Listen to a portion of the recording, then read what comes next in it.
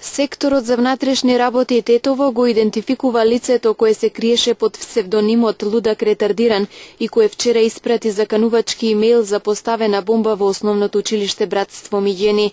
Како што соопшти секторот, се работи за 14,5 годишен малолетник, поранешен ученик во училиштето. СВР Тетово во соодејство со единицата за компјутерски криминал при МВР вчера попладне го открие испраќачот кој од својот компјутер ја испратил заканувачката порака на 10 наставници на училиштето, дека ако не му остават 100.000 денари на соодветно место, ќе активира бомбата поставена во училиштето. Во координација со јавен обвинител и со соодветна судска наредба, извршен е претрес во неговиот дом и одземен му е компјутерот за вештачење.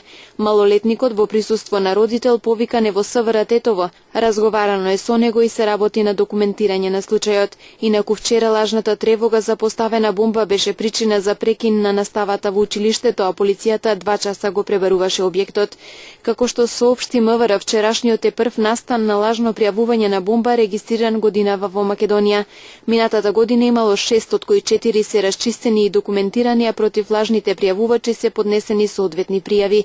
При тоа расчистени се случаите со лажните дојави за подметнати бомби во телевизија Сител, во училиштето Арсени Јовков, во германската амбасада, како и во Министерството за економија, додека пак се уште се работи на идентификување на лицата кои лажно пријавија бомби во трговскиот центар Рамстор и на скопскиот аеродром Александар Велики. Во 2012 година бил регистриран само еден случај на лажно пријавување бомба во угостителски објект во Охрид, пошто сторителот бил веднаш откриен.